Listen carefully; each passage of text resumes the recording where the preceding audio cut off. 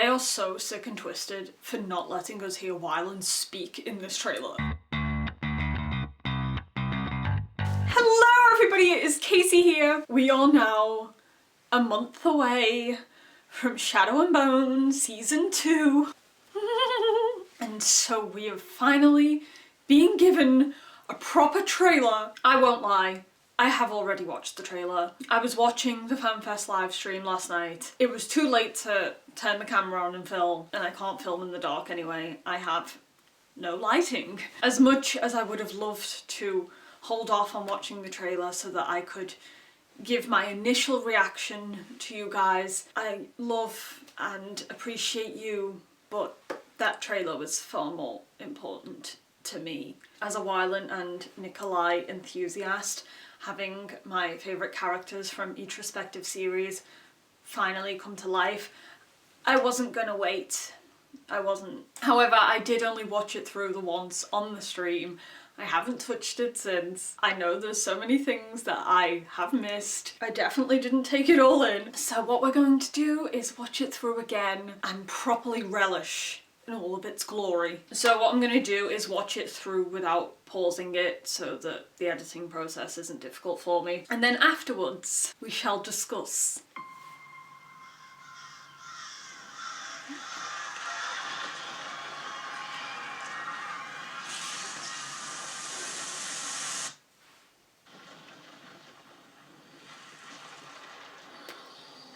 Man. He's still so sexy.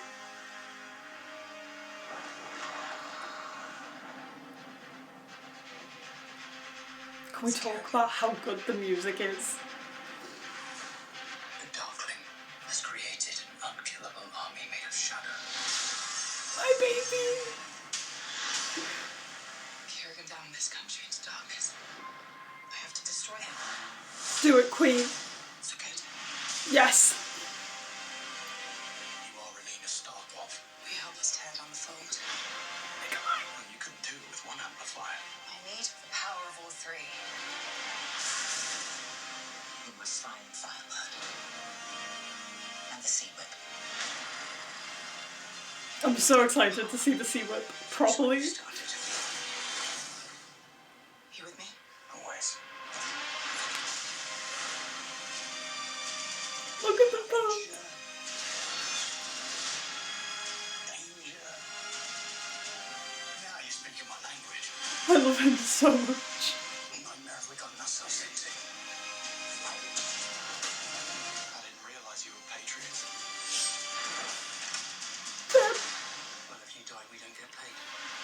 Don't get me started. I promised that you and I would change the world. That is never going to happen. I'll destroy the only thing you have left. It is magic.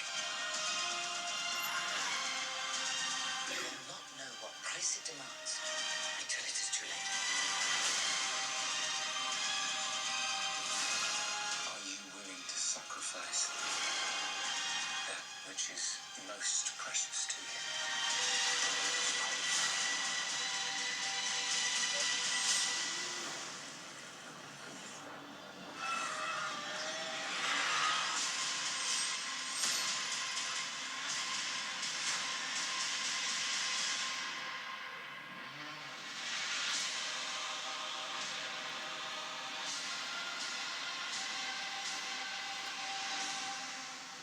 One thing about a Shadow and Bone trailer is that it's always gonna make me want to cry, because I will literally never get over all of these characters merged into one story and getting to see them all come to life. I need a second or two. I definitely wasn't expecting that much in the trailer. There is so much to unpack. I don't even know where to start. Actually, I do.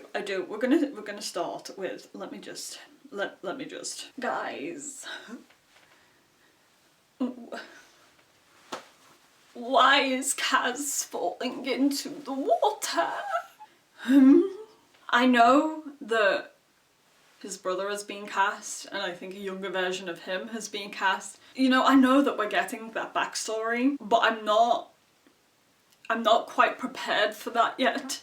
So leaving the crows aside for a second, which is a big sacrifice for me personally, let's talk about the overall plot. So like with the second book in the Shadow and Bone trilogy, it looks like we're sticking to the main story of going after the Sea Whip, meeting Nikolai. I don't know how the crows are going to merge into that story, but I'm very excited to see how that's going to happen. I know quite a few people were wondering if Nikolai was going to hire the crows, and considering the little conversation between Kaz and Nikolai in the trailer, it seems like that's probably happening. I'm so excited. We're obviously going to see Alina and the Darkling face off with each other quite a few times and focus on building the relationship between Alina and Mal. Who was rolling around in the sheets? I couldn't quite see who it was when I watched the trailer yesterday because I was just losing my mind over everything. And just now the trailer on my iPad was terrible quality, so I still can't see who it is. I'm thinking it's Alina and Mal. That's what it looked like to me. I'm terrified that that scene is actually the one in the book where the Darkling kind of tricks Alina and comes to her at night through their little mind connection. I really hope it's not. I really don't want poor Alina to be in bed with Mal and then suddenly it's the Darkling. Please God, no. Something that I've noticed with regards to the fandom since season 1 is that there is a huge portion of you guys who really ship the Darkling and Alina, and I'm not going to go into that because we really don't have enough time here to unpack that. And I know people did ship it in the books as well, but it seems more prominent since the show, and I'm very worried for the arguments that that's going to cause in season 2 because it was bad enough in season 1. I feel like whenever I see discussions on Twitter about the show, it's always the Melinas fighting the Darklinas, and I'm just not here for that. I mean, when I was reading the books, I was very not interested in the romantic side of it anyway, because I didn't really like Mal as a character that much, but when it comes to the show, I really love Mal, so I'm very much behind Alina and Mal as a relationship, and I'm excited to see where it goes.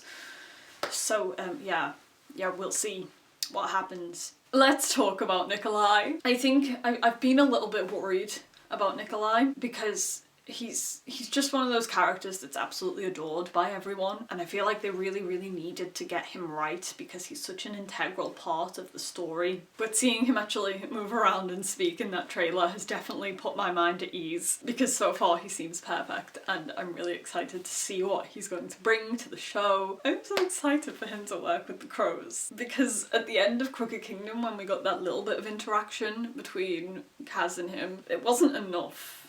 I always needed more, and if the show's going to give that to me, then yay. In terms of where this season's going to end, I have absolutely no idea what they're going to do with that. There's definitely some scenes in that trailer that I don't know where they fit in the story, and it feels like they're bringing stuff from Ruin and Rising forward, especially with the poster that was released the other day. Spoiler for those who haven't read the books, just disappear for a second, close your ears. It seems like they're hinting at Mal being the Firebird already, so I don't know whether we're going to go into that a little bit in this season. I'm a little bit worried that maybe there's too much to cover in this season, especially with bringing the crows into it as well. So I do want to move on to the crows. Obviously we have Wylan joining up with them this season, and I'm so excited. We barely got to see him in that trailer, but he's already going to be so special, so perfect. I think Jack is the perfect Wylan, and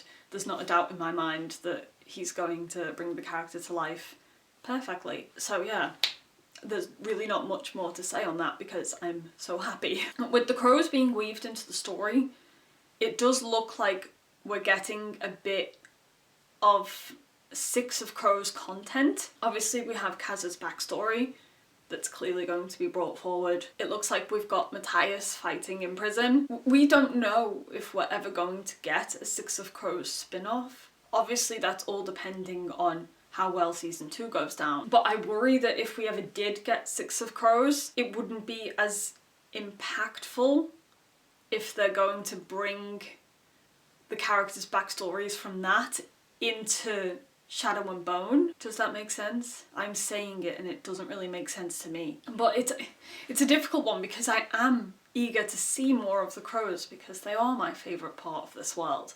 I'm keen to see Kaz's backstory because it's such a gut-wrenching part of the story. But I don't know if it's going to be weird seeing it brought into this half of the story rather than in Six of Crows. But in saying that, I have every faith in the writers and that they know what they're doing and that they've merged it well. I've prepared myself for this season to be a little bit different. I know they've said it does differ from the books a little bit more, and obviously we know that Lee was less involved this time because she was focusing on her own writing career. So I guess we'll just have to put our trust in the team and see what happens. But yeah, overall I absolutely adored that trailer. I think visually it was gorgeous. The music was perfect. It hit all the right points. I'm just so excited to see the show continue. It's been a long 2 years, and whatever happens, I will be here for it. Before I go, I just have to cry a little bit. So recently, Lee Bardugo came to my city to do an event, and of course,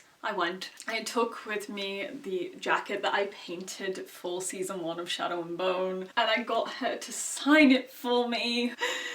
My life is made. She absolutely adored the jacket. She said I was talented.